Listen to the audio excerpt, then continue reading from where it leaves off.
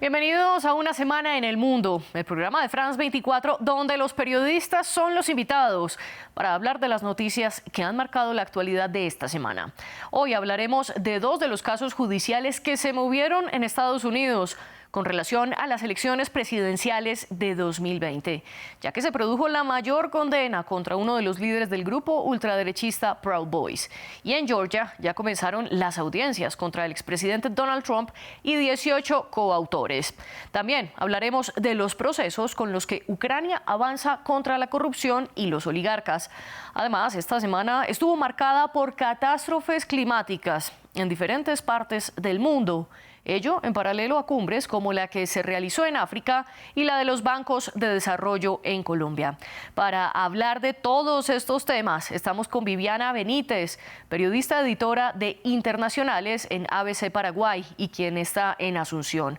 Y desde Ciudad de México nos acompaña Ilian Cedeño, editora en el periódico Excelsior. Es un placer para mí tenerlas aquí en Una Semana en el Mundo y también le doy la bienvenida a nuestra audiencia. Empecemos ahora sí hablando de los casos judiciales en Estados Unidos. El martes, el Distrito Federal de Columbia en Washington sentenció a 22 años de prisión a Henry Enrique Tarrio, uno de los líderes del grupo ultraderechista Proud Boys. Él había sido condenado por conspiración sediciosa y otros cargos por la toma del Capitolio el 6 de enero de 2021. Aunque él no estaba presencialmente en la capital del país ese día, porque antes un juez le había ordenado salir de Washington, la Corte consideró que él instó al ataque de la sede del Congreso desde la lejanía. Recordemos que la toma fue justo el día en el que el entonces vicepresidente Mike Pence debía avalar la victoria de Joe Biden como nuevo mandatario. Donald Trump, su principal rival y el presidente de ese momento, se opuso. Y una de las acusaciones que tiene precisamente en contra es en Georgia.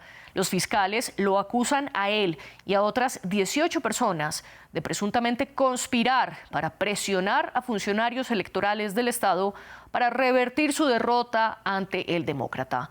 Los 19 se declararon esta semana no culpables y el juez del Tribunal Superior del Condado de Fulton, Scott McAfee, tiene dudas sobre si se puede procesar o no a todos los imputados a la vez, como lo proponen los fiscales. Viviana Benítez, le doy ahora sí la bienvenida a Una Semana en el Mundo. Gracias por acompañarnos. ¿Y qué opina del caso de Henry Tarrio, del líder de los Proud Boys? ¿Qué tan significativa es? Buenas tardes, desde Asunción, el placer de compartir con ustedes. La impresión que se tiene aquí es que la justicia estadounidense, como bien se viene mostrando desde hace mucho tiempo, muy diligente con respecto a esta actuación. No sorprende la primera sentencia que se conoce de parte de la justicia estadounidense para con estos integrantes de esta organización Proud Boys. De hecho, se percibe como una determinación a llegar hasta las instancias finales y también determinar un poco los vínculos entre los que se le acusa al expresidente Donald Trump, candidato actualmente nuevamente para la Casa Blanca en el siguiente periodo, y este movimiento que lo sigue prácticamente desde que él inicia su gobierno. Ilian Cedeño, también le doy la bienvenida a usted aquí a Una Semana en el Mundo. Cuéntenos un poco más de quién es este personaje Tarrio. Muchas gracias, María Clara. En efecto, Tarrion es el último de los sentenciados por este caso, como parte del grupo de los Proud Boys, pero hablamos de la mayor condena. Este hombre no estaba el día del ataque, no estaba presente en Washington, y sin embargo, pues es al que más se le da. Incluso pedían 33 años de cárcel para él por haber estado detrás y haber organizado esto. Se le implica también en lo que se realizó en Georgia y en días previos al asalto al Capitolio ese 6 de enero, se le está relacionando con eventos y mítines que llevó a cabo con otro de sus compañeros que recibió 18 años de condena por el mismo caso, pero estaban incitando.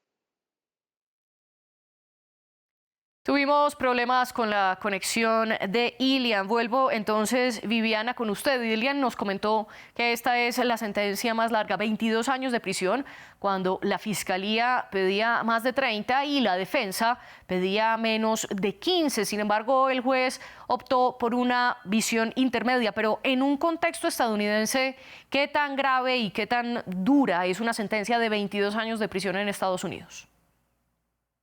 Y más que analizar también la cuestión de si es dura o no, tendría que vincularse al efecto final, a ver qué tanto puede o no esto perjudicar o favorecer en este caso la candidatura, la reelección del presidente Donald Trump. Evidentemente la fiscalía está teniendo las pruebas necesarias como para poder llevar este proceso y el juez también que toma una determinación en base a que uno de los argumentos que pudimos conocer nosotros aquí es que decía que finalmente este sentenciado no tenía la intención de matar a alguien o causar algún daño directo con respecto a terceras personas que podían estar en torno al Capitolio aquel enero pasado. Ok, Ilian, ahora sí retomamos de nuevo la conexión con usted. Si puede complementar la respuesta sobre el caso de Tarrio y también que nos pueda hablar sobre uno de los puntos, y es que el juez no consideró aceptables la petición de perdón que había hecho Tarrio porque afirmó que este sujeto antes en sus redes sociales había reivindicado el liderazgo que tuvo en el asalto. ¿Qué nos puede decir al respecto?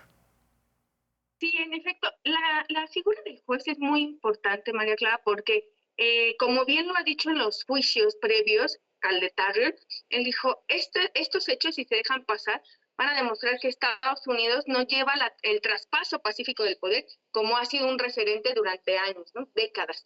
Entonces, esta frase la ha repetido en cada juicio. En el caso de Tarrion, es el último caso, la última sentencia, pero sí quiero decir que el mensaje para el mundo es muy importante porque quieren reivindicar esa fuerza democrática que ha caracterizado a Estados Unidos en todo este traspaso de poder. En el caso de haber alcanzado y haberse dado esa petición de 33 años de cárcel, sería una condena más alta, pero el hecho de haberle dado 22 años de cárcel a un hombre que incitó mediante redes sociales, que incitó en mítines este acto, aunque no estuviera presente el día del asalto al Capitolio, pues ya habla del apoyo que se le daba al presidente, que también está siendo juzgado por el mismo caso, y habla de cómo en Estados Unidos se aplica la ley a quien sea. Lo vemos con el ejemplo del expresidente Donald Trump. Y en el caso de ellos, al ser los autores intelectuales y materiales del asalto, pues está dando a Estados Unidos una muestra de lo que es la función de la ley y la justicia para quien sea en ese país. Las dos apuntan a que la justicia está mostrando que se está moviendo rápidamente en estos casos. Viviana, ¿usted piensa que esto también se va a reflejar en el caso que tiene el expresidente Donald Trump en el estado de Georgia, especialmente porque hay una disputa sobre si será o no un juicio rápido y en ese caso poder tener una decisión antes de las elecciones presidenciales del próximo año en las que Trump posiblemente podría ser un candidato, Viviana? Mira, puntualmente no conozco mucho sobre la legislación de este estado, porque hay que conocer que cada estado también tiene cierta autonomía, pese a que tiene una legislación a nivel federal, pero evidentemente la fiscalía está, como decía anteriormente, teniendo los indicios y las pruebas necesarias como para poder avanzar en el juicio. Entiendo que la justicia estadounidense, independientemente a qué estado se refiera, existen plazos, existen términos en los que se deben ir presentando las pruebas para sostener las acusaciones y más allá de que si va a llegar o no a perjudicar a Donald Trump, impedirle una candidatura, por ejemplo, que él avance con su nominación republicana, habría que ver y tendría que estar fijado en las determinaciones que vaya tomando el juez a medida que la justicia en el ámbito fiscal avance también con esos indicios. Y también hay que resaltar dentro de este caso de Georgia que hay 19 personas presuntamente implicadas. ¿Usted cree que puede haber casos por separado, como varios de ellos ya lo han solicitado? Por ejemplo, Sidney Powell, quien está acusada de señalar y de manipular las oficinas electorales en un condado rural, específicamente en Coffee, Georgia, y también Kenneth Chesebro, que supuestamente hizo un complot para falsificar posibles listas de electores a favor de Trump. Ellos pidieron que sus casos fueran por separado. ¿Usted cree que esto sea posible? Puede ser, claro que sí, no hay que descartar esa opción. teniendo en cuenta que estamos hablando de un país donde el Estado de Derecho se respeta muchísimo, la independencia de los poderes también está muy bien determinada, a diferencia de lo que puede ocurrir o no en un país de Latinoamérica, por ejemplo, ¿verdad? Donde a veces alguna fuerza de un poder u otro puede ejercer mayor presión sobre otro poder específicamente.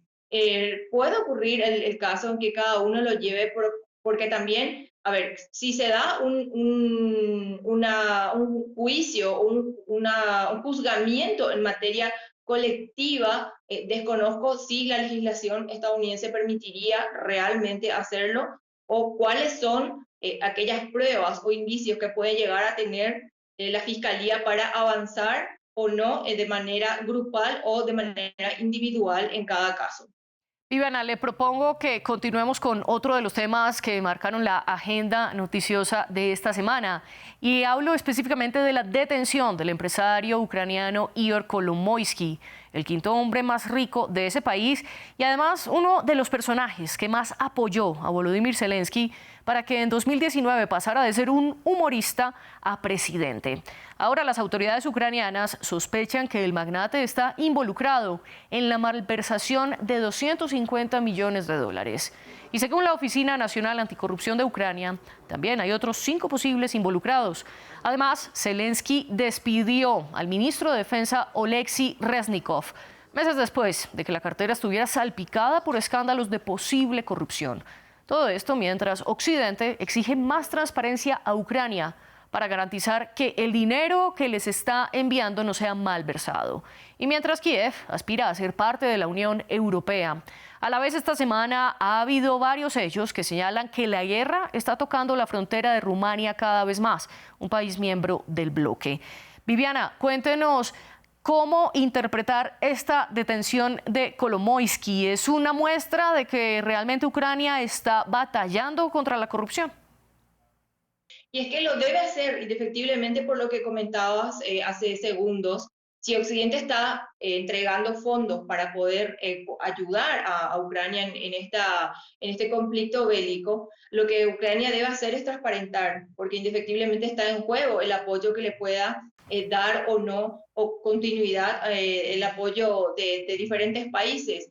Paraguay ha mantenido en este caso una posición relativamente neutral hasta hace un par de días en el que el presidente nuevo de Paraguay, Santiago Peña, manifiesta un apoyo más claro al gobierno de Zelensky o a la batalla que está llevando en estos momentos Ucrania, sin descuidar, por supuesto, la relación muy sólida también que tiene Paraguay con Rusia por los intercambios comerciales.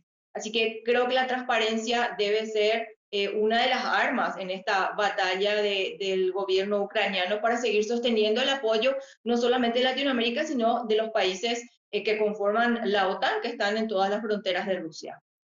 Y una organización militar a la que también Ucrania aspira a pertenecer. Ilian, voy ahora con usted. ¿Cree suficiente estos pasos, por ejemplo, la detención de Kolomoisky, que todavía no tiene un juicio en contra, y la destitución del ministro de Defensa, las considera pasos suficientes en esa batalla por la transparencia en Ucrania?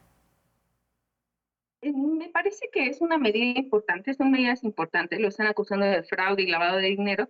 Sin embargo, pues hemos visto otros casos en este tiempo que lleva la guerra y no ha habido una acción, un reflejo tal cual de esta transparencia, como bien mencionas. Sí creo que la guerra se está tornando un poquito ya amenazante, amagante para otros países. La OTAN está midiendo y está limitándose en cuanto a su postura, pero ahorita que un aparente trozo de dron cayó en Rumania y que se está asegurando el mismo presidente que sí pertenece a Rusia, sin embargo, pues ellos no lo reconocen. Sí creo que la guerra se está tornando un poco complicada en el sentido de que en Ucrania ya no hay mucho para dónde moverse y Rusia, ante la eventual y reciente rebelión del grupo Wagner, pues sí está tomando ya otro camino en el que quiere darle a conocer al mundo que todavía tiene fuerzas o todavía tiene la intención de ir más allá. Rumania es un país importante, es un país pues que al final si la Unión Europea y la OTAN deciden accionar o tomar alguna determinación contra Rusia, pues iremos más allá de sanciones iremos más allá de detención de empresarios, de sanciones contra empresarios, como muchos países han asumido. En el caso, como dice mi colega, en el caso de país por país, en México nos hemos mantenido neutros, sin embargo, pues sí creo que es un tema que ya cruza fronteras, que ya no nada más está tocando la parte armamentística, sino que ya el impacto económico para todo el mundo va más allá de pedazos de drones, de la muerte de un líder de un grupo paramilitar, va más allá ya de las fronteras. Entonces, la guerra nos viene a dar ahorita en próximos días muchas sacudidas a nivel mundial. Y antes de seguir hablando de este dron que usted menciona, que parte del dron habría caído sobre Rumania, quiero preguntarle a usted, Ilian, ¿quién es el nuevo ministro de Defensa, Rustem Umerov? Y sobre todo, ¿cómo interpretar el hecho de que sea de Crimea, una península que Rusia se anexó de manera ilegal, según la ONU, en 2014, y ahora un nacional de Crimea es ministro de Defensa? Sí, bueno, es un mensaje muy importante. Hablamos de una península que ha estado latente y recientemente. Hablamos de un ministro que se designó siendo una península vulnerable. En recientes meses vimos el ataque contra el puente que conecta esta península, que es estratégica en cuestión económica. Y hablamos de un ministro que tiene antecedentes también en cuestión de ambos bandos, porque cuando fue en 2014 esta anexión, él estaba en un punto en el que trataba de mantenerse neutro, sin embargo, después hizo declaraciones sobre Putin que también ahí tocaron fibras sensibles al régimen ucraniano. Ahorita hablamos de un presidente, en este caso Zelensky, que también no permite mucha equivocación. Putin ya demostró que no permite errores, no permite burlas ni ofensas, ¿no? Hablamos de todo lo que se manejó, aunque no está comprobado, pero alrededor de la muerte de Prigozhin, ¿no? El líder del grupo Wagner. Pero también Zelensky está teniendo una postura importante y ya a la hora de hablar del ministro de Defensa también puso las cartas sobre la mesa y es blanco o es negro, no permite tampoco equivocaciones. Tenemos dos líderes, en este caso, Putin y Zelensky, que van a usar y a mover sus piezas de manera importante, y ahorita lo estamos viendo con un ministro que tuvo un discurso fuerte, un discurso duro respecto de los drones, respecto de las acusaciones que les ha hecho Rusia sobre los ataques de drones también que les están adjudicando a Ucrania y que han ido directo hacia Moscú, y es un ministro que dice: quiero pruebas, yo no estoy con demagogia, necesito pruebas, hablo de un hombre fuerte. En este caso considero, María Clara, que es un hombre pues clave para el nuevo rumbo que va a tomar la guerra. Y en este nuevo rumbo que poco a poco hemos visto y que, como usted bien lo describía, Ilian, está marcado por los drones. Y a propósito, uno de los últimos eventos en la guerra fue el ataque que lanzó Rusia contra un puerto en el río Danubio, muy cerca de la frontera entre Ucrania y Rumania. Rumania hace parte de los 27 países de la Unión Europea y Ucrania no. Al principio, el ministro de Defensa ucraniano el Ministerio del Interior ucraniano estaba afirmando que restos del dron habrían caído en suelo rumano. Luego, el ministro de Defensa rumano lo negó y posteriormente salió a afirmarlo y a decir sí, en efecto, hay restos. Viviana, ¿usted cree que esto transgrede la soberanía rumana y es un poco un golpe contra la Unión Europea, o tampoco va a escalarlo hasta ese nivel? Mire, hasta este momento ningún país ha confirmado, incluso de la OTAN, todavía existe duda si es que es o no un dron perteneciente a las Fuerzas Armadas de Rusia. Hasta tanto no se confirme eso, uno difícilmente podría decir si es que esto es grave o no es grave, teniendo en cuenta, sí, las palabras del presidente Klaus de Rumania.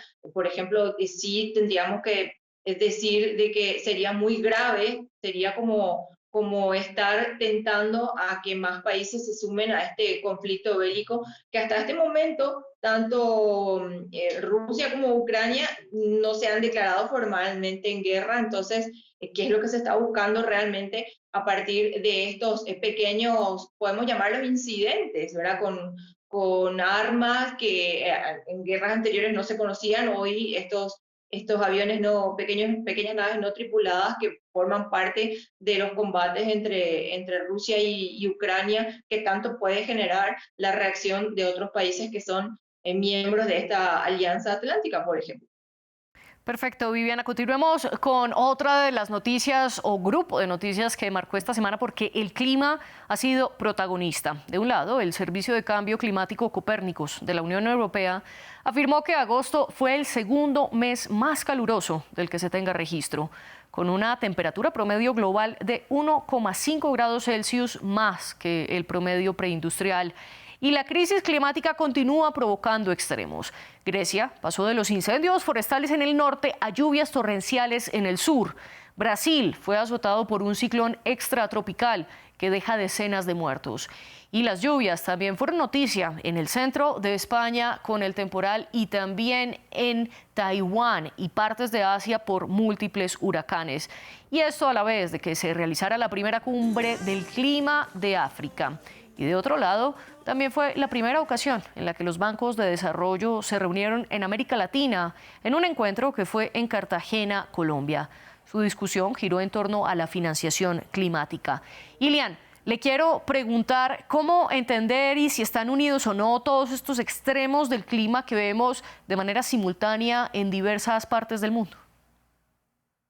Sí, ya lo decía ayer la Organización de las Naciones Unidas al respecto, diciendo que ya estamos en un punto catastrófico. Lo ha manejado en diversas ocasiones, ha hablado mucho de que ya se está llegando al punto extremo, al punto de catástrofe climática, pero sí en las recientes semanas, hablaría de un mes, 2 meses, sí vemos diversos fenómenos naturales que hacen evidencia de lo que es ya la crisis climática.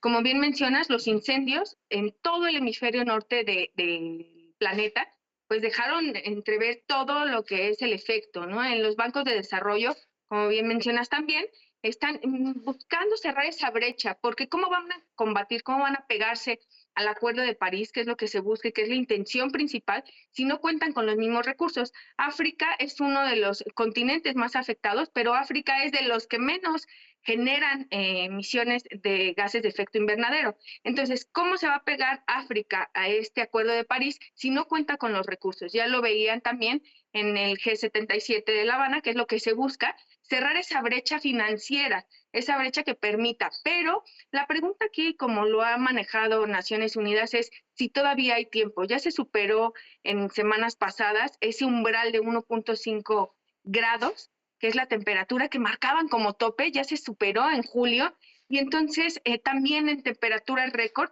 el calor ha matado a cientos de personas, las sequías en África han matado a cientos de personas, han agravado la hambruna en muchas regiones del planeta, y entonces, si ya estamos en este punto catastrófico, ¿qué sigue?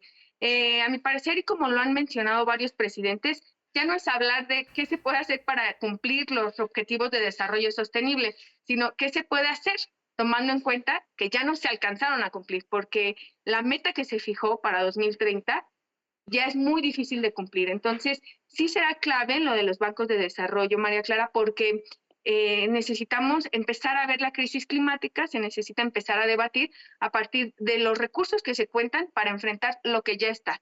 Las previsiones pues no se pueden acatar si no se cuenta con esos recursos, y hablo principalmente de África.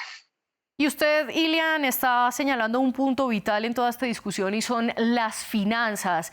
Viviana, hasta ahora se puede entender que el sistema financiero está cambiando en lo que respecta a la lucha contra la crisis climática, o todavía es necesario un giro adicional, un giro, por decirlo así, más extremo para que los países, sobre todo del sur global, puedan tener el dinero que necesitan para luchar contra estos extremos del clima que estamos viendo? Evidentemente se necesita dar ya un giro, porque como bien comentaba la colega anticipada, ya el tiempo se acaba, 2030 está aquí a las puertas y son los países menos desarrollados los que están siendo más exigidos por aquellos países que hoy están industrializados y quieren que se cuide más el clima, cuando en realidad estos países, estas potencias, ni siquiera han cumplido con sus metas.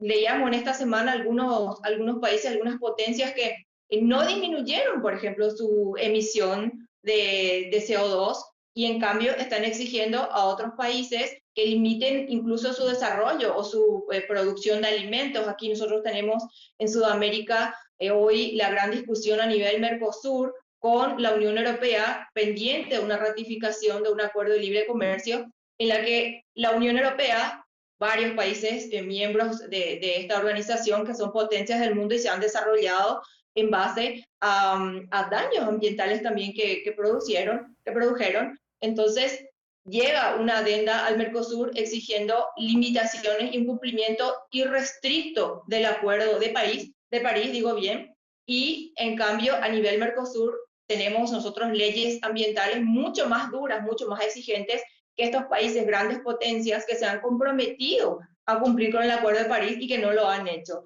Así que se necesita definitivamente un giro y un mayor compromiso por parte de aquellas autoridades que tienen que ser conscientes de que si bien países de África o Latinoamérica que no se pueden desarrollar porque deben cumplir el Acuerdo de París, estos grandes países también deben aportar lo suyo a través de organizaciones o un financiamiento más efectivo a cambio de conservar mayormente y contribuir de alguna u otra manera con el desarrollo de países que todavía tienen que avanzar o lo están haciendo muy lentamente.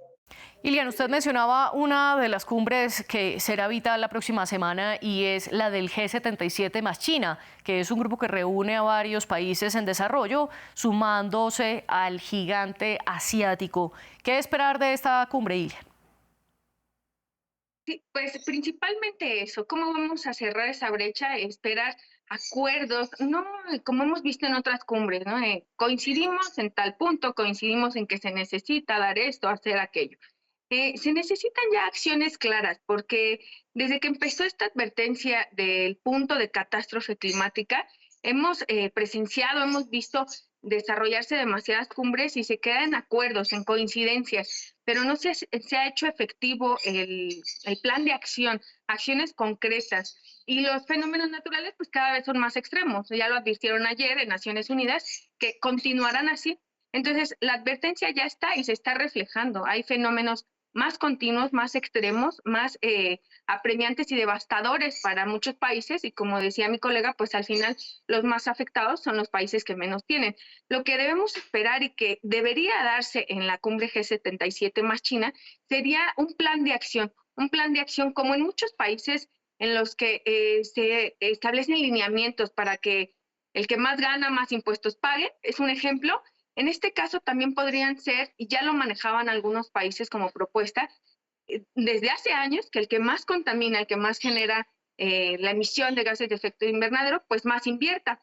Había un plan de acción en ese sentido y estaban dando fondos para los países que menos tienen, aquellos que más contaminaban. Pero se perdió hace 2, 3 cumbres en la COP26, desde la COP26 hubo ahí un estire y afloje sobre esto, de cuánto daban y cuánto esperaban y qué acciones ponían en marcha. Entonces yo creo que para la cumbre del G77 más China será clave que los países pues lleguen a un punto de acuerdo en el que se establezca un plan de acción financiero para combatir los fenómenos que ya están y que no se van a ir, ¿no?